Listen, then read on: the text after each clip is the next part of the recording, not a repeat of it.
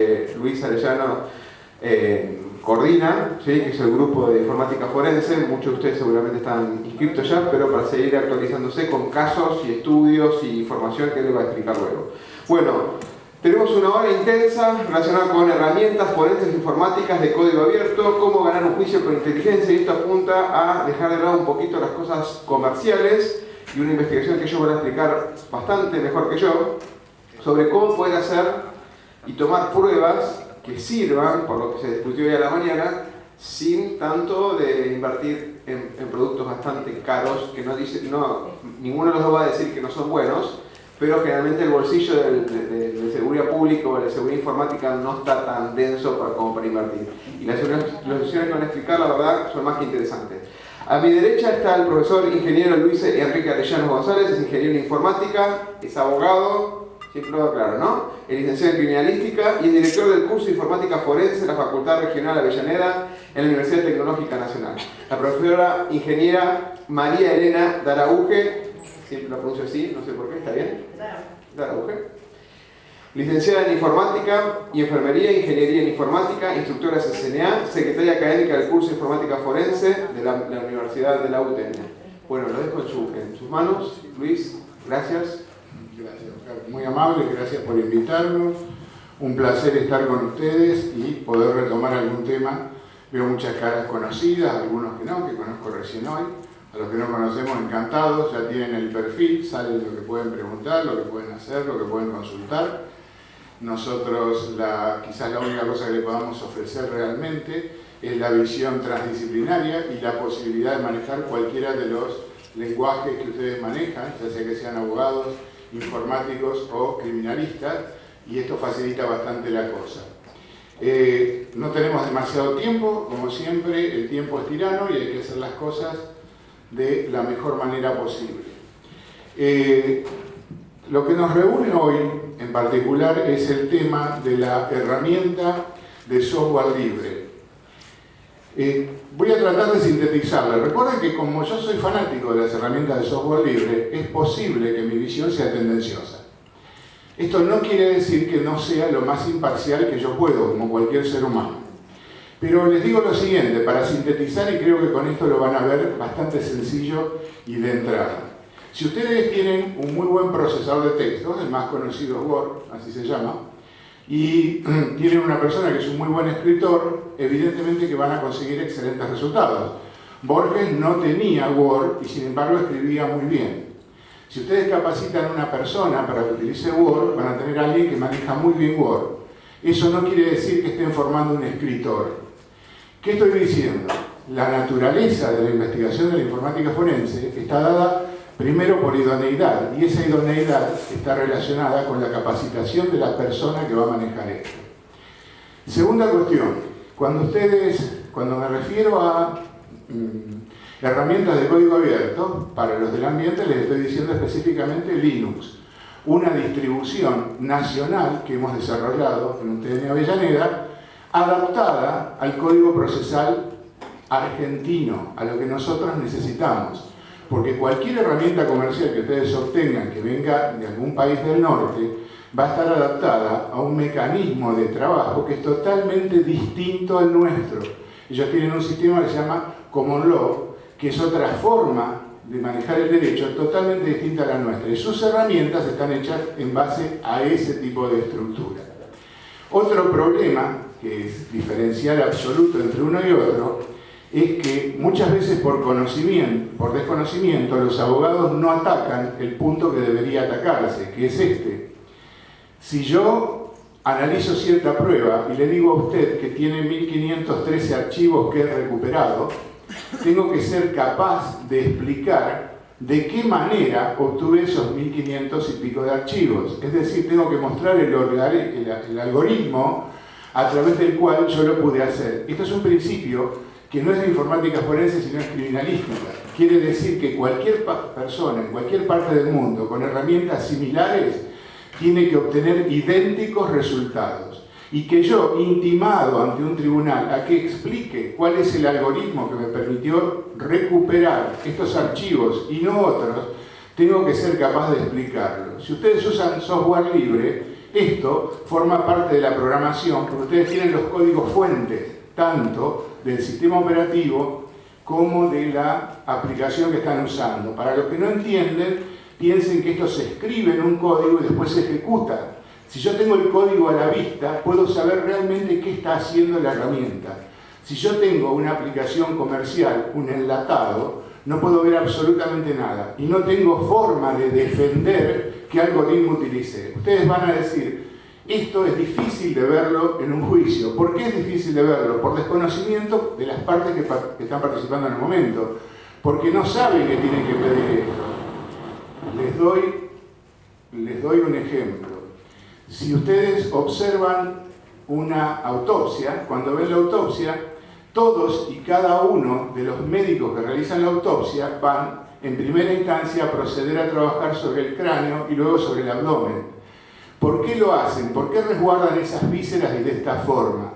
Porque hay una metodología que aprenden en la facultad y que les dice que las cosas se hacen así. Y esa metodología es transparente y se usa acá en la China, en Estados Unidos, donde ustedes quieran. Si ustedes no tienen esa posibilidad, tienen que confiar en que el resultado que obtuvieron es el resultado que les garantiza una empresa que ni siquiera tiene sede en el país y que no tiene ningún tipo de responsabilidad, ni económica, ni penal, ni ninguna otra. Y porque además, si ustedes fabrican una herramienta como la que estamos haciendo, que además es de distribución gratuita, está capacitando recursos humanos nacionales y está desarrollando nuestra facultad. Quiere decir que todo queda en el país.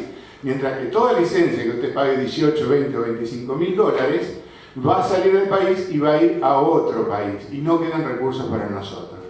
Por supuesto, para manejar una herramienta de este tipo hay que estudiar, que es lo que la gente en general no quiere. Estamos en la cultura de zafar. Prefiero tener una herramienta que me haga ver como perito, como si fuera perito, y que me dé un informe aunque no tenga ni idea de cómo funciona. Primero porque muchas veces no tengo capacidad para entender cómo funciona, porque me falta formación académica. Nadie toleraría que una autopsia la haga cualquiera, la tiene que hacer un médico y un médico legista. En este tema de informática forense, cualquiera que pueda hablar, habla. Y habla como si supiera. Tenemos cientos de opinólogos y de gente que viene de otras carreras que atacan informática forense. Fíjense que digo informática forense y no digo electrónica forense, ni contabilidad forense, ni administración de empresas forense. Esto es informática forense y así se llama como medicina legal. Es medicina legal y no se admiten los veterinarios. Lo que estoy diciendo es estricto y es verdadero. Quiere decir que necesitamos herramientas que se adapten a nuestro sistema y que esas herramientas en lo posible sean de código abierto para que cualquiera las pueda chequear, analizar y también para que las pueda utilizar sin costo alguno. ¿Cuánto cuesta nuestro producto de UTN? 0 pesos. ¿Qué tienen que hacer? Simplemente descargarlo y utilizarlo. ¿Se puede usar sin conocimiento? No. Esto no es un Word. Es decir, si yo no soy un escritor, nunca voy a poder obtener una novela por más que tenga una herramienta. En el otro caso sucede lo que pasa siempre. Se presentan informes periciales incompletos, fuera de una estructura general, aduciendo que no existen normas que lo regulen, cosa que no es verdad. Una cosa es que yo no las quiera usar o que no las sepa usar, ese es el peor problema, y otra que no existan elementos que me permitan a mí asegurar que el apoyo a la decisión que le damos a un juez está obligado a brindar sentencia, es decir, entre sus obligaciones, cuando termina tiene que decir esto es o no es y sentenciar en base a los elementos que tiene. Quiere decir que nosotros como informáticos tenemos que darle apoyo a la decisión. Ese apoyo a la decisión tiene que ser confiable y para que sea confiable es imprescindible que la prueba sea resguardada desde el momento en que se recolecta hasta que el juez y ninguna otra persona dispone finalmente que la va a hacer. Es decir, que ningún funcionario tiene que ser responsable de la gestión de la prueba. La prueba por sí misma me tiene que señalar que desde que se la recolectó hasta ahora está incólume y que está firme y que no se pudo modificar.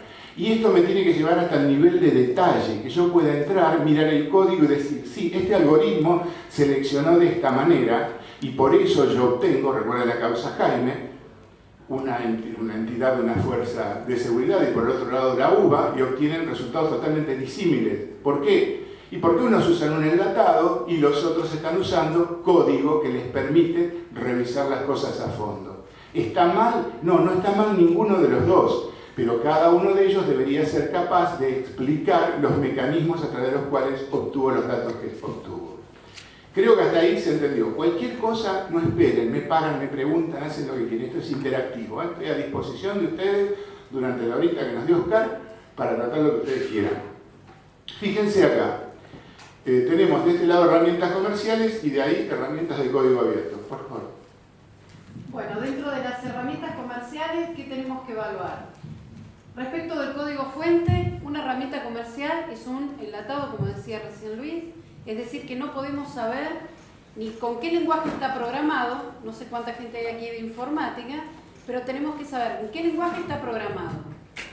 Si las funciones que dice que tiene esa aplicación realmente responden a la práctica, es decir, cuando yo hago una determinada operación o una determinada acción, debo saber que ese código fuente hace lo que dice.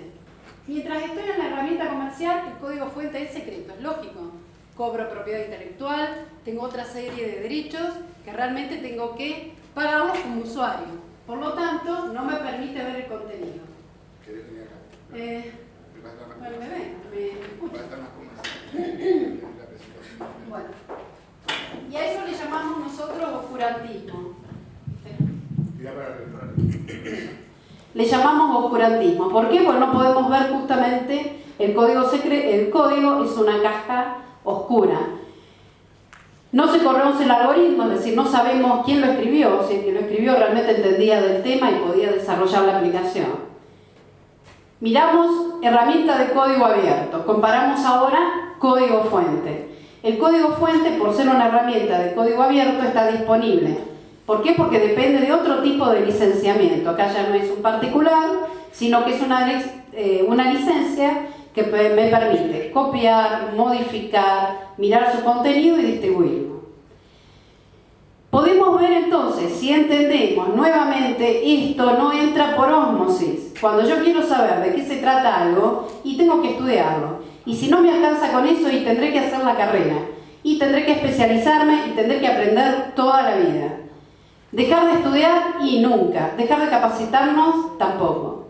Entonces, ¿qué implica esto? Que si yo tengo que leer el código fuente como perito informático, como especialista, tengo que saber algo de programación. Por lo tanto, puedo evaluar si ese código fuente realmente está haciendo lo que dice en ese listado de instrucciones. Por lo tanto, respecto del código fuente hay transparencia. ¿Por qué? Porque puedo verlo, puedo leerlo. ¿Quién lo puede leer? El experto.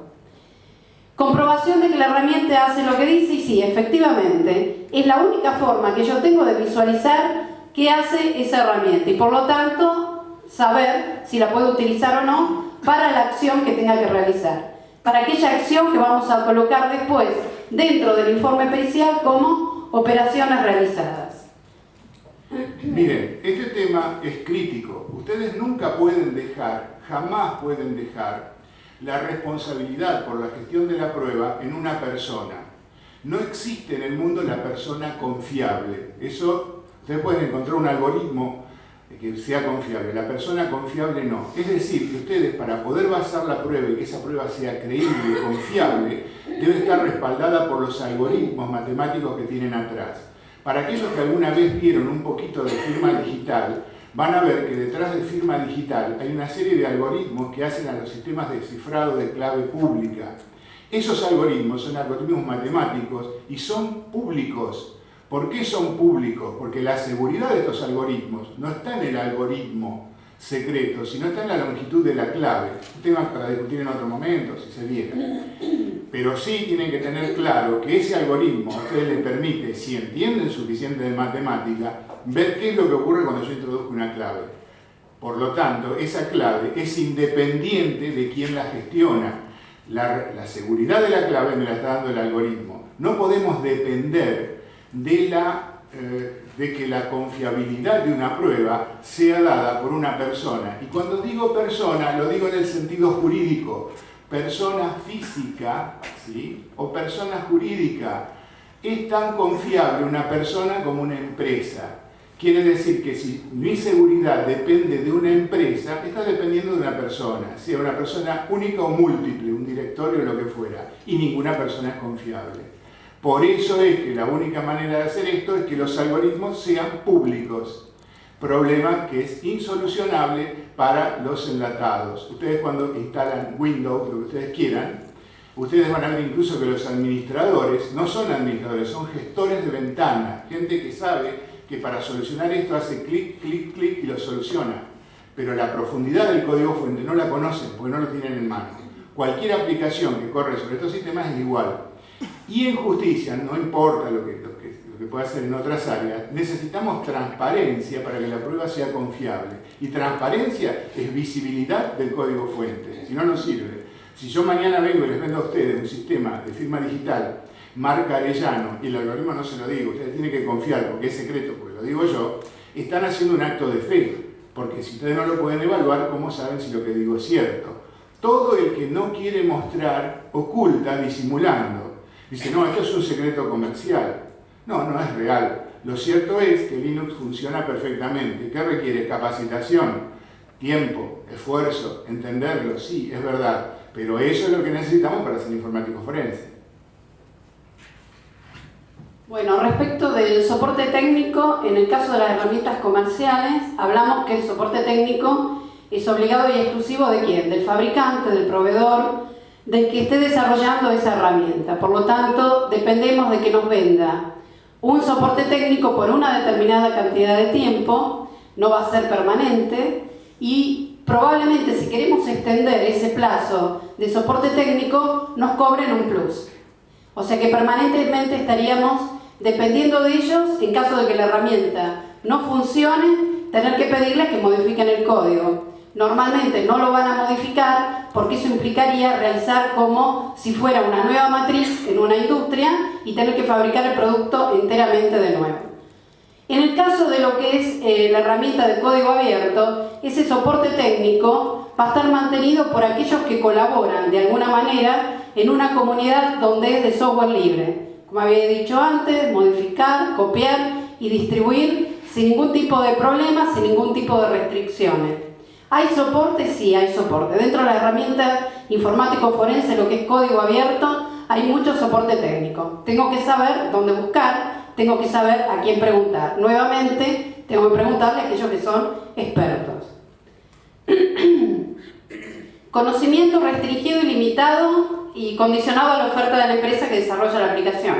Y sí, ¿qué me puede ofrecer esa herramienta? Solamente una serie de funcionalidades que están limitadas a lo que esa herramienta hace y nada más. Por lo tanto, no tengo amplitud para poder crecer dentro de esa herramienta o darle más facilidades. Cosa que sí puedo hacer dentro de lo que es una herramienta de código abierto. Porque nuevamente hay más gente pensando, más gente que contribuye y más gente que está probando la herramienta. ¿Quiénes la pueden probar? Bueno, normalmente no hay que usar copias piratas porque es de código abierto, la puede usar más gente dentro de la comunidad. Al usarla más gente, de esa forma, logro que la prueben y por lo tanto detecten errores. Al detectar errores me permite modificarlo. En cambio, una herramienta comercial siempre va a tener restricciones, por más que ustedes puedan conseguir copias piratas de la herramienta, o sea, copias no legales, la pruebo, pero no es lo mismo la cantidad de gente que puede probar una herramienta de código cerrado que gente que puede probar una herramienta de código abierto. El tipo de licencia, siempre voy a tener que pagar, o por usuario, o por cantidad de máquinas, o por, digamos, determinado nombre de determinada empresa, determinada cantidad de usuarios, dependiendo de quién sea, se negocia. ¿Con quién negocian? Con el representante comercial de la herramienta. Por lo tanto, hay negocios, si le vendo más caro, más barato, si son más usuarios, si la voy a usar más tiempo, etc. Pero siempre que tenemos que hacer, pagar. Nuestra situación, particularmente creo que en la Argentina, comprar herramientas para informática forense, dentro de lo que está desarrollado en la actualidad y con todas las facilidades que uno quiere que tenga, realmente son costosas. Por lo tanto, no es accesible para todos. Lo cierto es que en una licencia de código abierto el acceso y el pago de una herramienta es totalmente gratuito, es decir, no existe el pago. Puede existir en algunas un mantenimiento que se puede pagar, un soporte técnico, y muchas de esas herramientas lo que se hace es contribuir. Si uno quiere contribuir con aquella gente que programa y desarrolla, es como, digamos, darle una mano en el hecho de que nos van a fabricar herramientas que van a ser de gran utilidad porque conocen del tema. En el caso de WEMUL, de la aplicación de informática forense argentina, que va a salir dentro de poco acompañando un libro de que lo vamos a hablar sobre el final de la exposición, el soporte, ¿quién se lo da? La universidad. Y la responsabilidad que la tiene la Universidad Tecnológica Nacional. Bueno, no será el MIT, no será Harvard, pero es nuestra universidad y es una universidad creíble, transparente y que además se hace responsable, no una empresa que yo tengo que ir a litigar fuera del país si tengo algún inconveniente. Así que soporte técnico, de otras cosas no, pero de informática forense sí lo brindamos desde la universidad. Costo cero. Respecto a la capacitación, aquí hay una particularidad muy grande, porque dentro de lo que es la venta del producto está la venta de la capacitación. A veces viene incluida, otras veces no. Y acá va limitado nuevamente al precio. ¿Capacito más o capacito menos a la gente? Voy a capacitar más o menos dependiendo de la plata que tenga que pagar. Por lo tanto, la licencia, la capacitación, ya no depende de lo que aprenda la persona conceptualmente respecto de la herramienta, sino que el aprendizaje conceptual va a estar totalmente limitado al signo pesos, cosa que realmente nos afectaría totalmente en cuanto a la idoneidad de hacer los trabajos periciales. Por eso la capacitación gratuita dentro de lo que es la herramienta de código abierto es gratuita. ¿Por qué? Porque tenemos los manuales, tenemos las ayudas y tenemos también ese foro o esa posibilidad de resolver los problemas o vía correo electrónico o en línea, y que además, como dije antes, nos pueden modificar porciones de código que en ese momento están fallando en alguna herramienta y la modifican en un plazo no mayor de entre las 24 y 48 horas, dependiendo de la exigencia y de la complejidad de lo que tengan que reparar. La gestión limitada para el perito en informática forense en cuanto a las herramientas comerciales, sí, porque está limitada exactamente a lo que pueda hacer esa herramienta y nada más. El profesional está limitado a ¿qué? A hacer las opciones que me brinda esa herramienta. Ninguna otra opción puede quedar abierta para realizar, ampliar o algún otro tipo de actividad que no está contemplada. En la herramienta de código abierto, la gestión es transparente. ¿Por qué? Porque el perito puede nuevamente cuestionar, preguntar y ampliar las facilidades de una herramienta que no se la da una comercial. Normalmente tenemos representantes de las herramientas comerciales que uno debe estar sujeto a ellos porque son los representantes, dentro del país o fuera del mismo. El acceso costoso totalmente, entonces cada herramienta que en el exterior puede valer una determinada cantidad de pesos llega a nuestro país triplicado o cuadruplicado su valor. En el caso de la herramienta de código abierto, acá no tenemos que tratar con ningún tipo de representante. Sí, probablemente estemos tratando ¿con quién? Con el autor de la herramienta.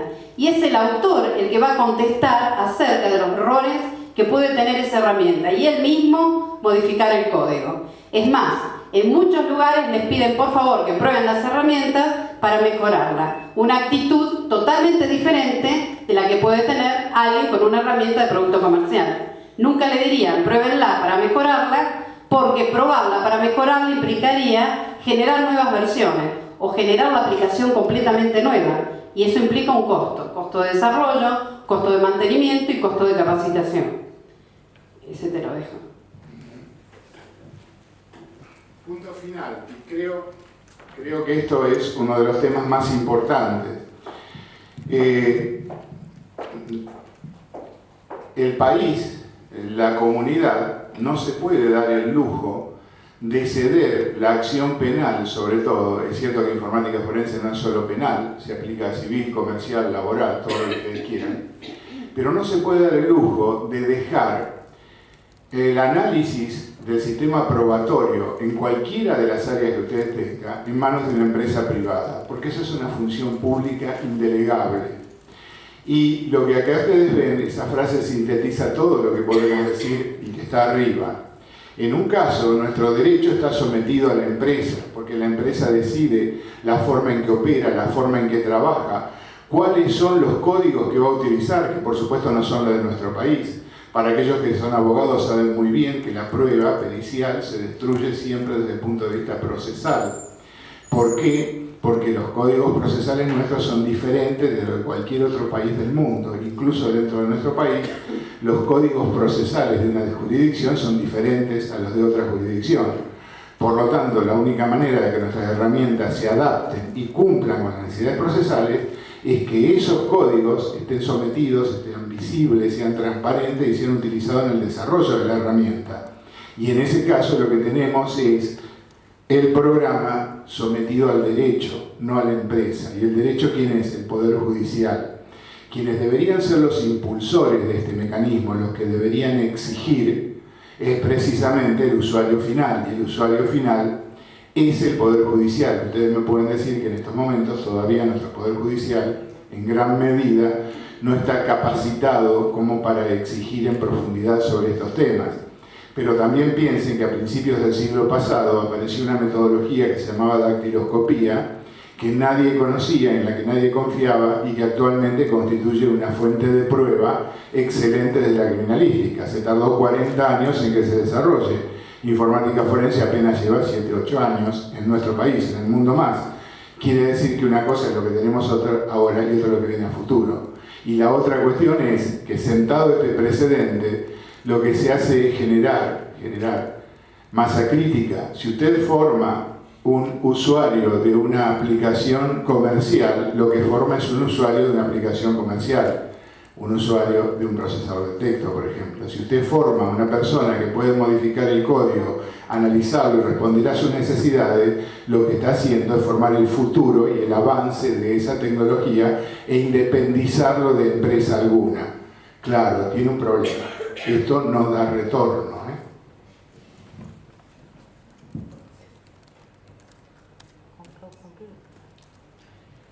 Vamos a charlar un poquito ahora, porque esta era una parte. Creo que de lo que hablamos recién no hay mucho más para decir, se entendió bien. Aquellos que quieren y necesitan la herramienta, ahí les pasamos una listita para que anoten su mail. Los voy a invitar al grupo, entran al grupo, hay cerca de 750 miembros en toda Latinoamérica y España. Todos somos del Ecuador para el sur, salvo los españoles. Esto quiere decir que tiene sus ventajas porque más o menos manejamos el mismo tipo de estructura legal, los mismos códigos de fondo y los mismos códigos procesales o muy similares. Si ustedes piensan en nuestro Código Civil y piensan en el famoso esbozo de Freitas, van a ver que hay mucha relación entre los que vivimos en esta zona del planeta.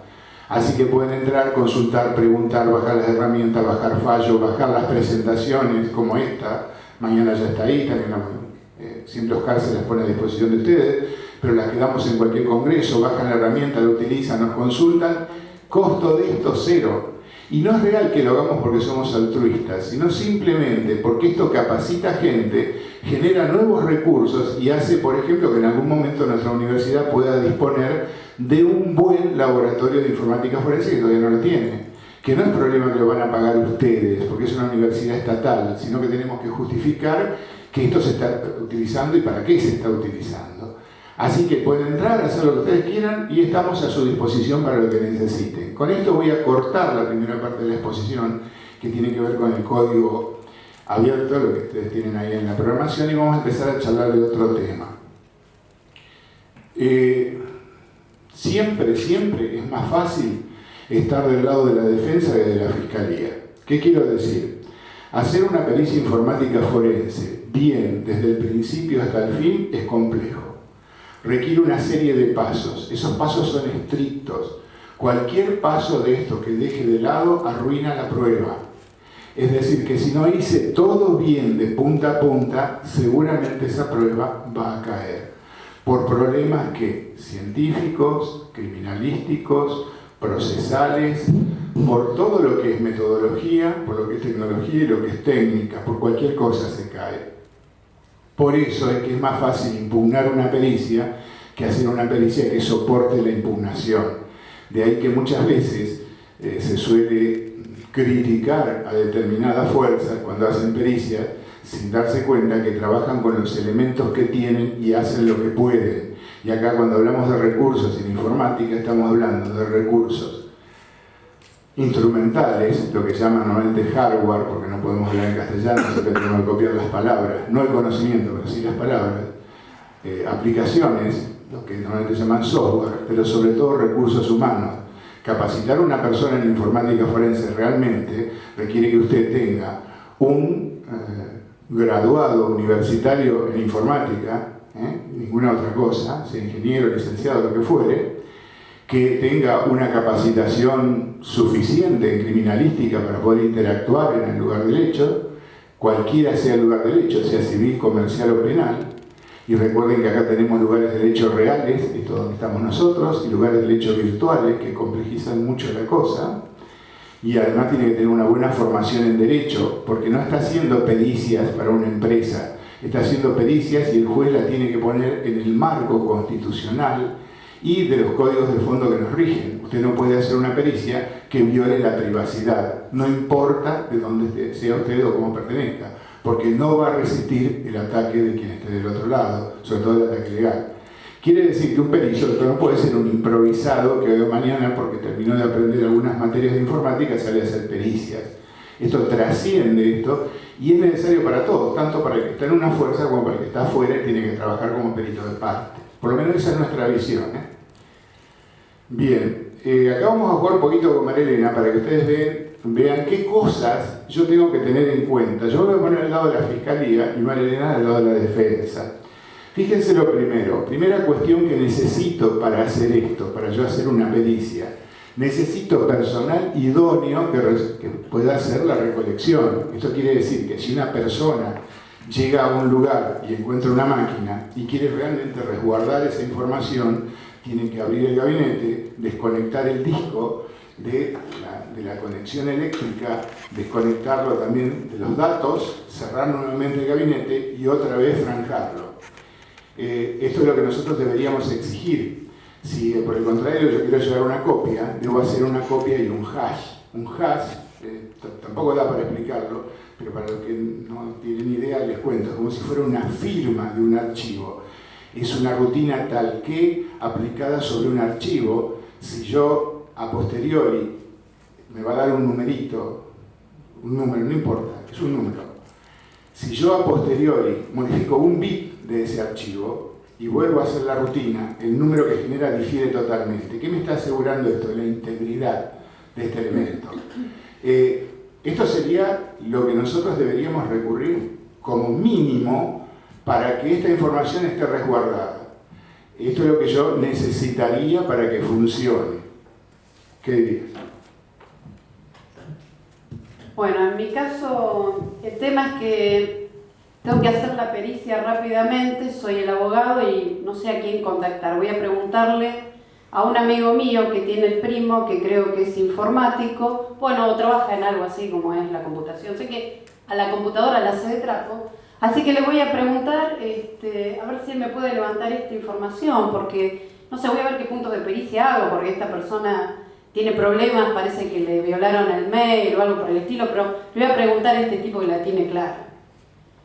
Entonces, no le voy a pagar mucho porque tengo que pagarle los honorarios, no, le voy a pagar poquito porque total no es nada, yo soy el abogado, un perito, ¿qué puede cobrar? Tal vez me lo haga gratis.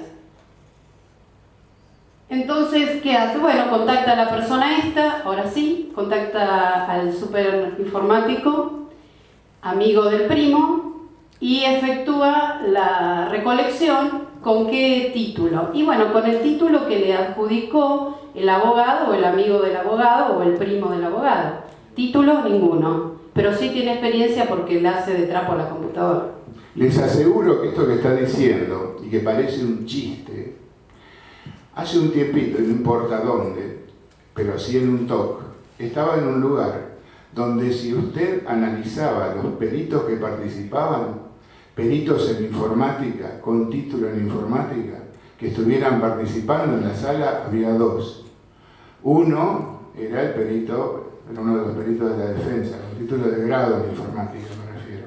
y otro estaba sentado al lado mirando a una persona conocida que estaba ocasionalmente en el lugar. El resto, con suerte, tenía un título terciario o un título absolutamente ajeno a la profesión. Y hasta teníamos casos de gente que no tenían ningún título, que se suponen que por una cuestión de práctica se adquiere idoneidad.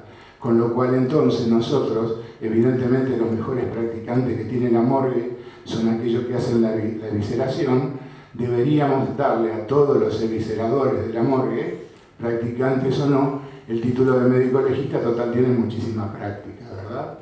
O sea que lo que dijo ella es una realidad. ¿Cuánta gente que tiene un estudio, para no gastar 2 pesitos más, llama a un pibe de la facultad y le dice que le borre los discos rígidos porque quiere hacer desaparecer información? Luego le hacen una pericia y le recuperan todo, absolutamente todo. Siempre, siempre lo que es barato termina saliendo caro y la idoneidad no se la va a regalar nadie. Eso es otra de las ventajas que ustedes tienen con el software libre. Ahí no es barato, es gratuito.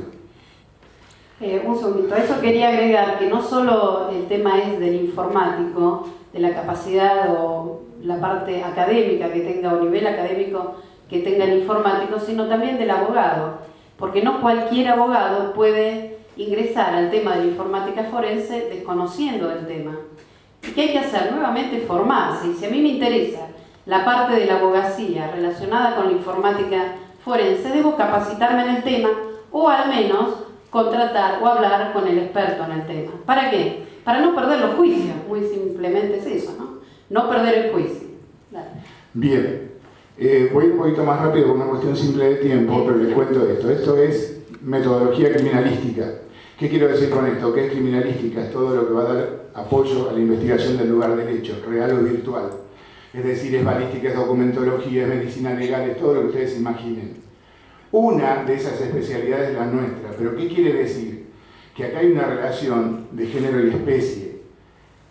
Criminalística es la ciencia madre y la que tiene más de 100 años de experiencia y que indica cómo se hace la inspección de un lugar del hecho. Informática forense es una disciplina que recién se aproxima y que debe ajustarse a la metodología criminalística. Claro, si tengo gente que ni siquiera tiene un título en informática, que puede entender de criminalística. Ese es el problema actual, ese es el problema difícil de solucionar. Por eso es que si un abogado quiere ganar un juicio, otra de las cosas en que puede apoyar es la falta de formación y de idoneidad criminalística. Si el accionar del perito violó normas criminalísticas de fondo, esa pericia no sirve. Antes de que haya llegado a hacer el informe, hay una creencia general, sobre todo entre los chicos, que uno es un buen informático si utiliza herramientas. Sería lo mismo que decir que alguien es un buen perito en balística porque suele manejar un microscopio comparador. No tiene nada que ver. La formación trasciende a esto. Informática forense está integrado por elementos de derecho, por elementos de criminalística y en el último de los casos por herramientas. Por eso es que las herramientas son lo que cierra la pericia, pero de ninguna manera la parte principal, aunque a lo mejor sea lo más interesante. Bueno, evidentemente acta de secuestro y certificación digital, esto trae una serie de problemas complejos. ¿Alcanza con la certificación digital por hash? Creo que no, pero es lo que hay en estos momentos y lo que se puede utilizar. Después vuelvo con vos, porque si no, no vamos a llegar. ¿Dónde puedo atacar? Fíjense de un lado y del otro, ¿no? ¿Qué debería asegurar y qué puedo atacar? En los errores formales en el acta de secuestro son bastante comunes. Esto es una práctica diaria de los abogados, no tengo mucho para enseñarles porque me pueden enseñar mucho más a mí. Pero ese es un punto a atacar siempre. Manipulación y traslado profesional. Quiere decir que yo no puedo agarrar a Juancito y decirle que vaya a tal lado y haga una orden de allanamiento y de secuestro, o una orden de recolección que diga una cosa tal como vaya a tal lugar y secuestre todas las máquinas que están ahí porque me van a traer hasta la cafetera. Y no estoy mintiendo. Y porque además quien va no está capacitado para hacerlo. Y esto requiere primero capacitar y después exigir. Si no tenemos formación académica y no tenemos formación desde el sistema judicial, ¿qué le podemos pedir a nuestras fuerzas de seguridad? Cuando usted le llega una orden de allanamiento donde no está escrito, piensen en esto, violación de la privacidad. Yo necesito recolectar información de alguno de ustedes. Tengo que hacer una orden de secuestro. La orden debería decir qué máquina, en qué condiciones y cuáles son los archivos a los que puede acceder el perito y nada más. porque de lo contrario ustedes le podrían violar perfectamente la privacidad. ¿Se hace? No. ¿Por qué? Porque quien hace el acta no la sabe hacer.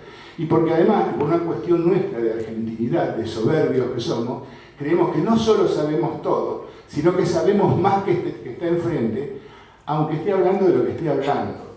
Es decir, nuestro país se funda en opinología. Yo recuerdo que muchas veces me decían a mí que me callara la boca por lo que opinaba en derecho. Entonces, ¿qué hice? Me tomé 3 años y medio, fui a la UBA, me recibí de abogado y ahora hablo de derecho. Eso es lo que debemos hacer si queremos que las cosas salgan bien. Si queremos opinar de algo, no es que sea lo mismo opinar si es bueno o es malo, River, Boca, la selección, Maradona o quien ustedes quieran. Estamos hablando de una técnica específica, compleja, difícil de entender y que muy pocos pueden manejar. Es decir, no cualquiera puede opinar de cualquier cosa. Aquí no se puede. Pero bueno, esas son las condiciones del momento. Cadena de custodia estricta. ¿Qué quiere decir? Que yo tengo que asegurarle con mecanismos, no con personas. Se confunde. He escuchado barbaridades de este tipo. La cadena de custodia es el expediente. El expediente judicial es nada más que una recopilación de hechos jurídicos ordenados más o menos cronológicamente. Y no tiene absolutamente nada que ver con cadena de custodia. La cadena de custodia es un procedimiento estricto y ordenado que me permite mi trazabilidad desde el momento que detecto la prueba hasta que el juez ordena su disposición final. Durante todo ese periodo, y no me importa, o es lo menos importante, quién la tuvo en sus manos. Lo que me importa es que se mantenga la integridad. Y esa integridad en informática, si se pierde, es irreversible. En derecho hay hechos que dan nulidades, y esas nulidades pueden ser absolutas o relativas. Las relativas son subsanables, quiere decir que usted, mediante una acción, puede corregirla. En informática, cuando una prueba resultó contaminada, no hay manera de volver atrás. El ejemplo más fácil es este. Piensen que ustedes recolectaron prueba biológica y que como no tuvieron cuidado, no la pusieron manteniendo la cadena de frío. Entonces, 15 días después, la ponen en la heladera. No sirve absolutamente nada porque el proceso de putrefacción ya comenzó y ya destruyó la prueba. Y por más que lo vuelva a conseguir, no sirve de nada. Y usted escucha barbaridades de este tipo. Después de no haber usado nunca un bloqueador de escritura en un análisis forense, le dicen, bueno, ahora usamos el bloqueador de escritura. Y usted tiene archivos que tienen fechas de instalación posteriores a la fecha de secuestro. ¿Cómo justifica semejante cosa? Ustedes a lo mejor creen que todo esto es imaginario, producto de mi febril estado mental. Yo les aseguro que esto se puede dar en estos momentos. Y que además se defiende a ultranza diciendo que esa es la manera de hacer las cosas. Eso es lo peor. Y lo peor es que le creen. Lo peor de todo. Aislamiento estricto. Miren, bloqueador de escritura, acá de apertura y cierre. No puedo explicarlo mucho. El que tenga ganas de entrar al grupo y le contamos todo lo que necesite. Del otro lado, contaminación real o potencial de la prueba. Recuerden, sobre todo si es penal, que en ese caso el acusado no tiene que probar que es inocente. El Estado tiene que probar que es culpable, que es distinto. Por lo tanto, los mecanismos que tiene que usar el Estado para asegurar la prueba son muchísimo más estrictos que los que tiene que usar el acusado. En caso de duda, indubio pro reo. ¿Qué quiere decir? Que ante la mínima sospecha de que la prueba está contaminada o ante una demostración de contaminación se terminó la prueba. ¿Ven que es mucho más fácil estar de aquel lado que de este? Por eso no tenemos que ser tan críticos con quienes tienen que trabajar de esta parte, porque es sumamente difícil. Diferenciemos esto, el que está de este lado y no le interesa, y el que está de este lado y empieza el camino que necesita para formarse y poder defenderse de aquello. Veanlo aquello como el ataque y está la defensa, justo al revés de como está planteado. Acá necesita licencia de los programas a utilizar, esto los abogados lo saben, cuando pidan algo exijan la licencia. ¿Qué licencia?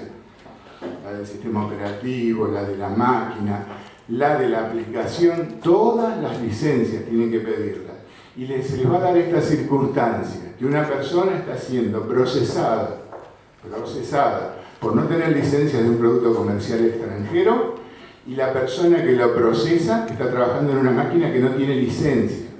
Y en el organismo, en todos los tribunales, y si no lo desafío a ustedes, a cualquiera de ustedes que vayamos al tribunal y revisemos, nadie tiene licencia o la minoría. Y además, aunque tuviera la licencia del sistema operativo, no tiene licencia del Word con que hizo el informe.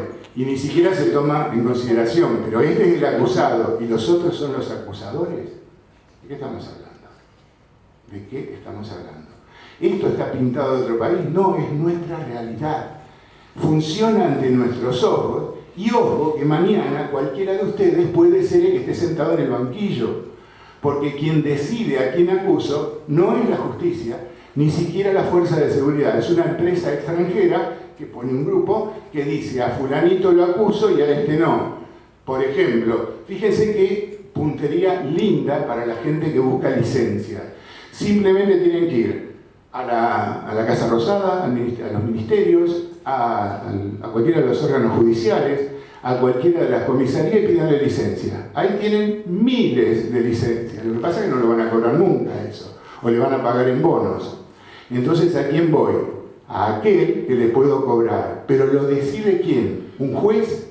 ¿Nuestros representantes? No, yo empresa lo hago. La acción penal pública en manos privadas. ¿Existe? Claro, lo ven todos los días.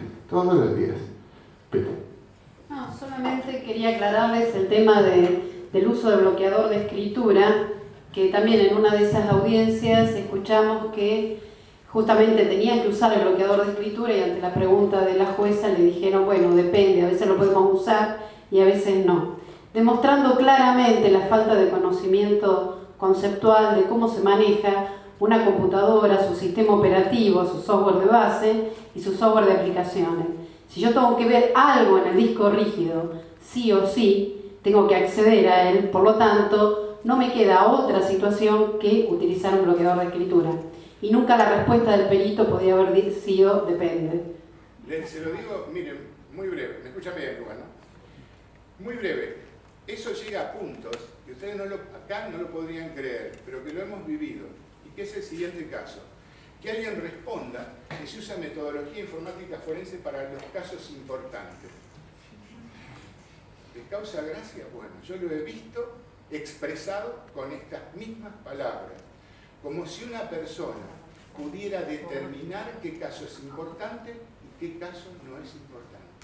Y aunque ustedes no lo crean, esto no es un órgano judicial el que lo respondió así. Sin embargo, ¿esto es algo extraño? No, es moneda de todos los días. No solo decido, sino que lo hago y después es aceptado. Porque como los errores son de ambas partes, o sea, son totales de un lado y parciales del otro, para cubrirse, en definitiva, todo el mundo disimula. Ustedes vieron qué pasa con los informáticos. Hablan en una terminología rara, que en realidad, en el fondo, casi siempre son nada más que palabras sueltas, pura charlatanería y no tiene nada de fondo. Y como uno a otro se tienen que apoyar, es como esas charlas que usted escucha cuando se encuentran dos y uno dice, ¿cómo le va, doctor? Encantado, doctor. ¿Qué opina de tal caso? Muy bien, doctor. ¿Qué idea tienen de esto? Ninguna, pero por supuesto, les da la seguridad de hablar con propiedad. Y como nadie se anima a discutir, porque cuando no sé, debo suponer que sé, y además debo demostrar que sé, entonces tampoco me atrevo a discutir. Y por eso se dan semejantes barbaridades. Lo que dijo ella, sí, es verdad, lo estuvimos viendo, es constante. ¿Y usted qué puede hacer? ¿Usted qué le puede decir? Mire, tengo enfrente mío, a mí me tomó unos añitos llegar acá. Si ustedes piensan mis carreras, no es que yo pasaba frente a la facultad y alguien decía, gordo, ¿qué tenés que hacer esta tarde? Vení que te doy un título. No me pasó, me encantaría, no lo compré, no lo robé, lo tuve que padecer. Entonces, por el otro lado, usted tiene una persona que le afirma esto, que le dice a usted que el bloqueador de escritura lo va a usar según inconforme, acorde a las necesidades futuras, como si usted pudiera prever a priori cómo se va a desarrollar la causa. Qué grande este tipo que puede ver el futuro. Pero enfrente suyo tiene, enfrente mío le estoy diciendo, con mi perfil, un chico que lo único que hizo fue terminar el secundario y después obtener alguna formación por ahí. Y la credibilidad de ambos peritos es la misma.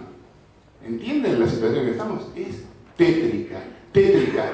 Y analícenla porque les puede pasar a ustedes.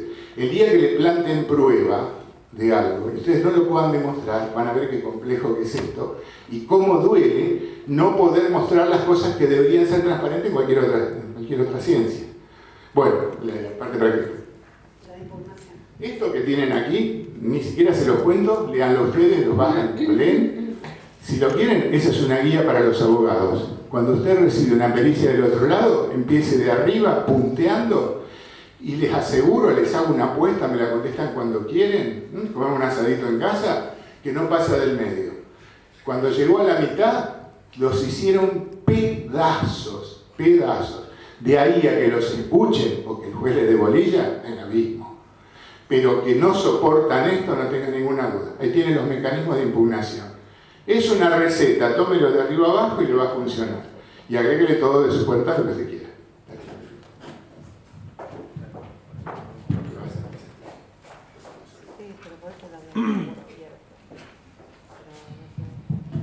Bueno, rápidamente algún listado de herramientas para aquellos que quieren trabajar con código abierto. Siempre yo les recomiendo lo siguiente, que el que trabaje con código abierto necesita tener algún tipo de conocimiento dentro de lo que es la herramienta o el manejo, más en el área de Linux o Unix, conocer los sistemas operativos y luego las herramientas. La mayoría está desarrollada para entornos Linux, pero también hay para entornos Mac y entornos del tipo Windows, siempre de código abierto.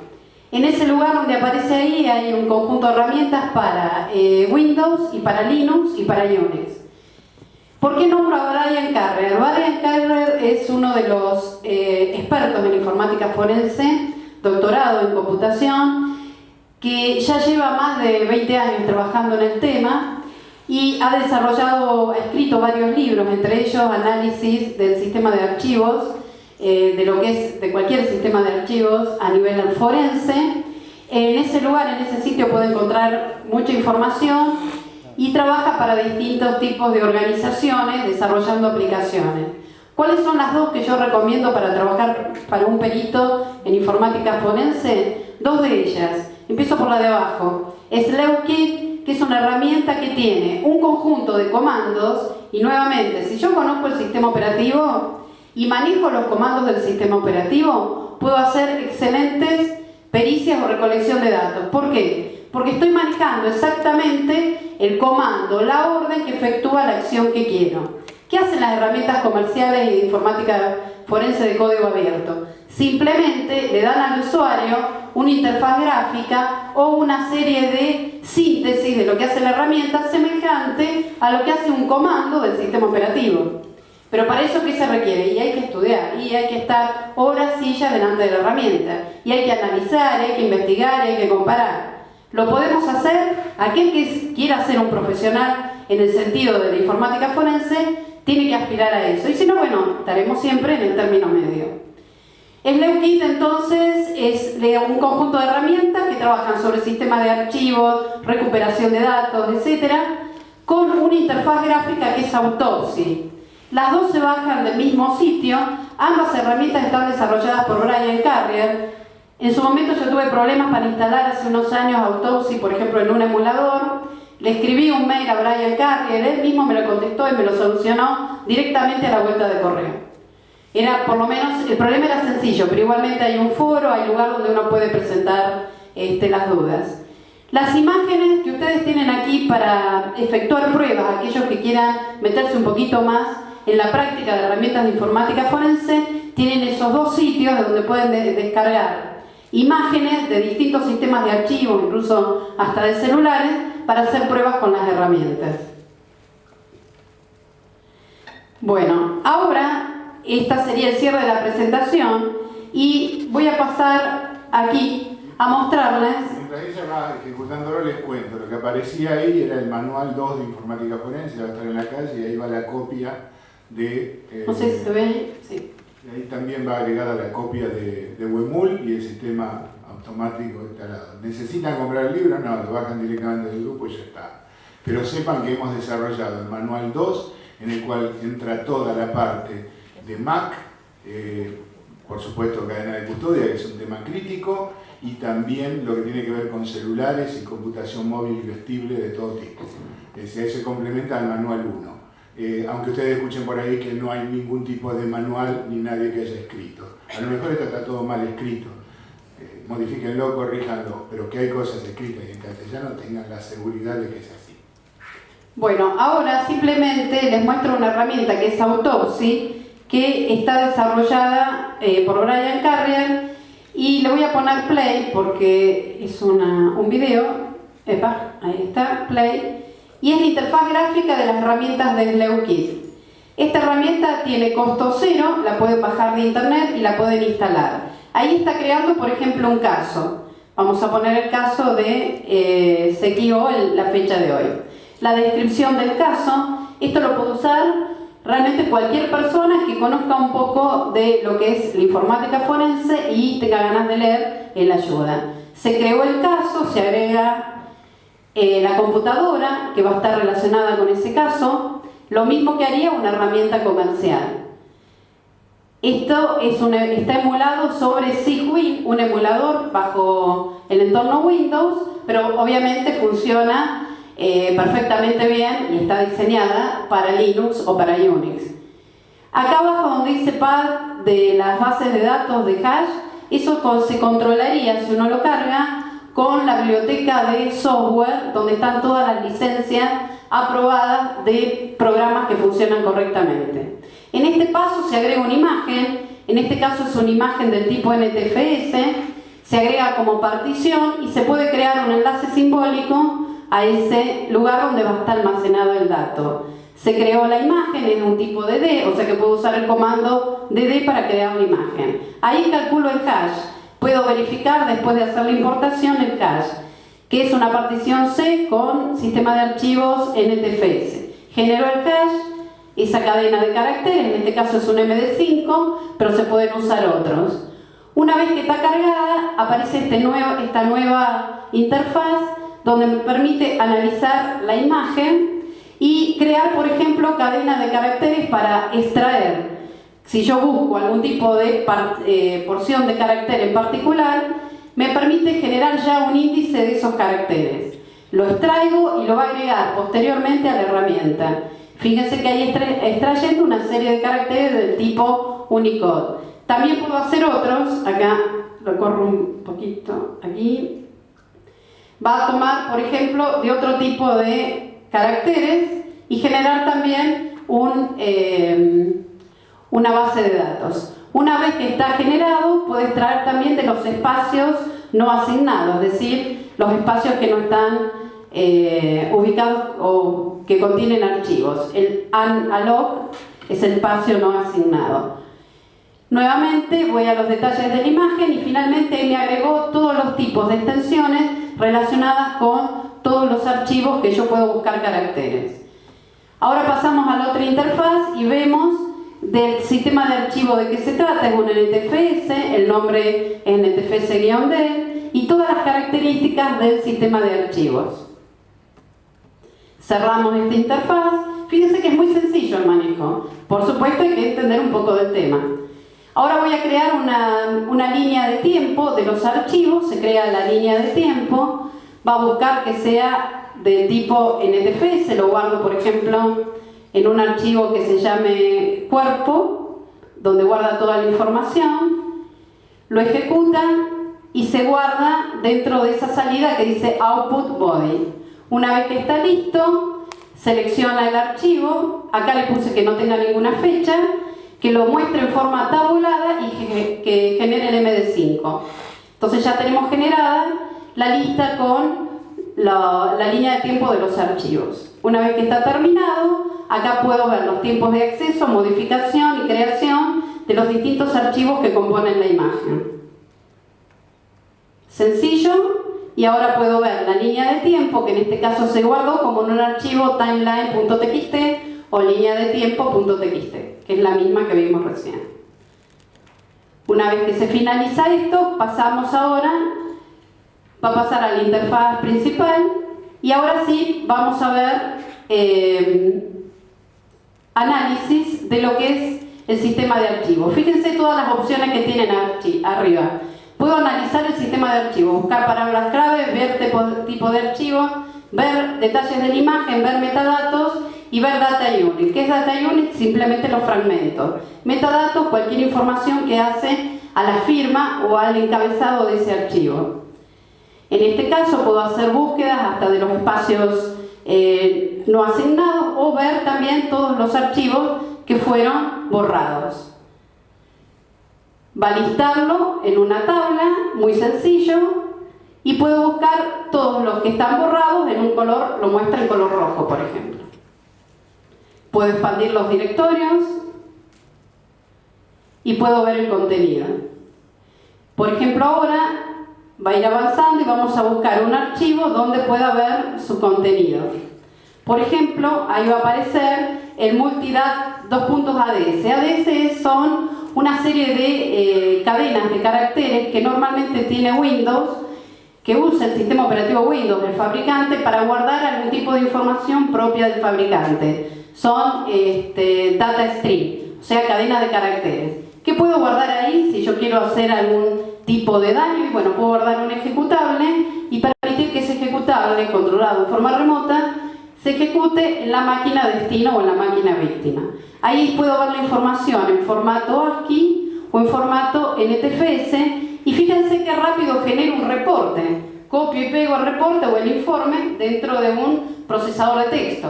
Que si quiero usar un procesador de texto de código abierto, puedo usar el OpenOffice o la nueva versión que tiene ahora a partir de Apache. ¿Qué puedo hacer también? Buscar dentro de ese código, por ejemplo, cadena de caracteres. Señalo una cadena de caracteres, la copio y una vez copiada voy a la opción que dice, búsqueda de caracteres. ¿Tengo un segundito más? Gracias, él me autorizó.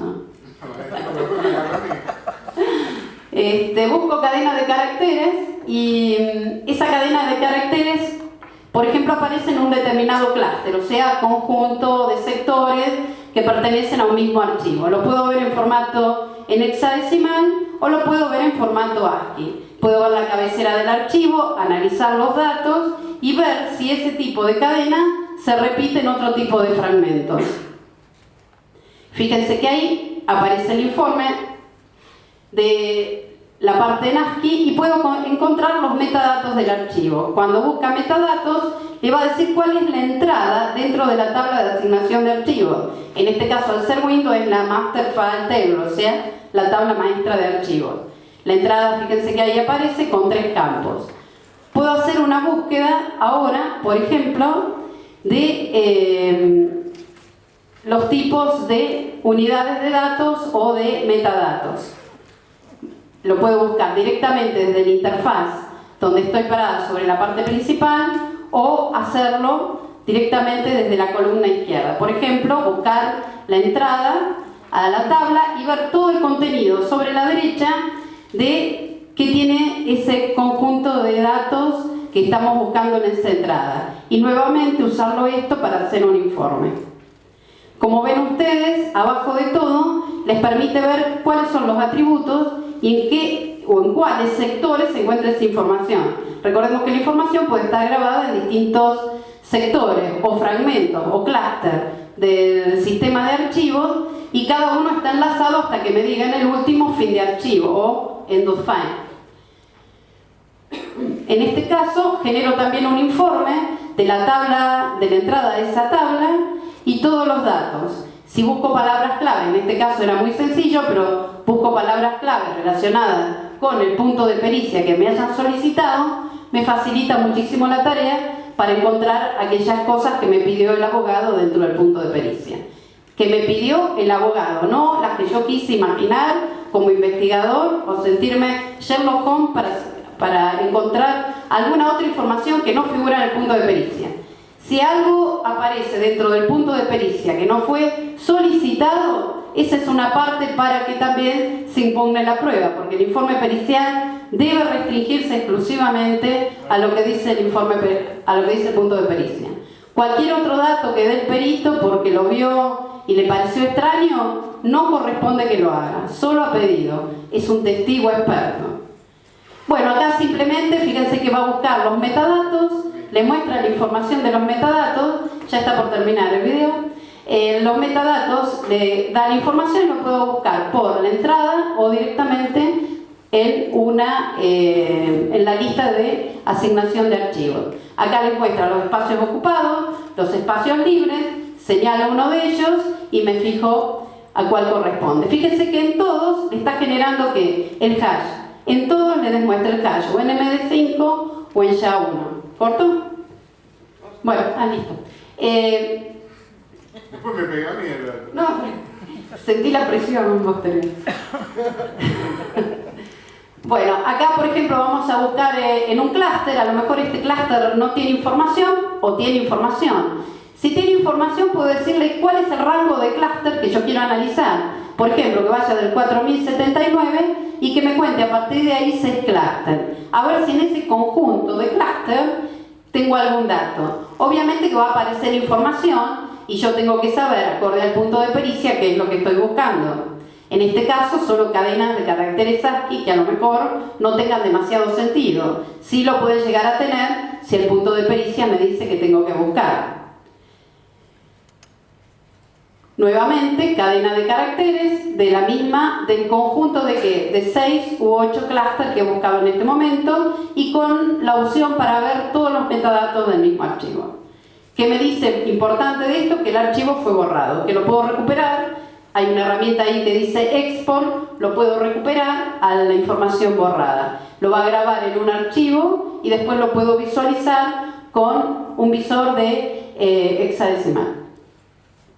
Nuevamente, todos los datos relacionados con la imagen y el sistema de archivo. Vuelvo al análisis del sistema de archivo y acá, bueno, directamente creo que ya termina. No sé si agregué algo más. En esta parte muestra toda la información y finalmente a la derecha va a aparecer un botoncito que dice close, o sea cerrar. Cierro el caso, cierro el host. Perdón, cierro el host primero, cierro el caso después. Acá tengo otro listado de hosts o de pericias y finalmente vuelvo a cerrar la aplicación. Creo que es muy sencillo. Esto es Autopsy, código abierto, tengo el código fuente disponible, gratis y se actualiza permanentemente. Es más, han desarrollado hace poco un entorno de trabajo, un framework para Windows, para desarrollarlo. Gracias. Lo que ella dice que es fácil no es tan fácil. Pero lo que es real es que un perito, si es perito, debería haber entendido todo lo que ella dijo. ¿Está bien? Esto no es una información para todo público. Es decir, que si un perito escuchó todo esto y no entendió lo que dice, debería dedicarse a la jardinería. Es algo que me sale bastante bien. Bueno, la verdad. Que tengan una linda tarde. Muy bien.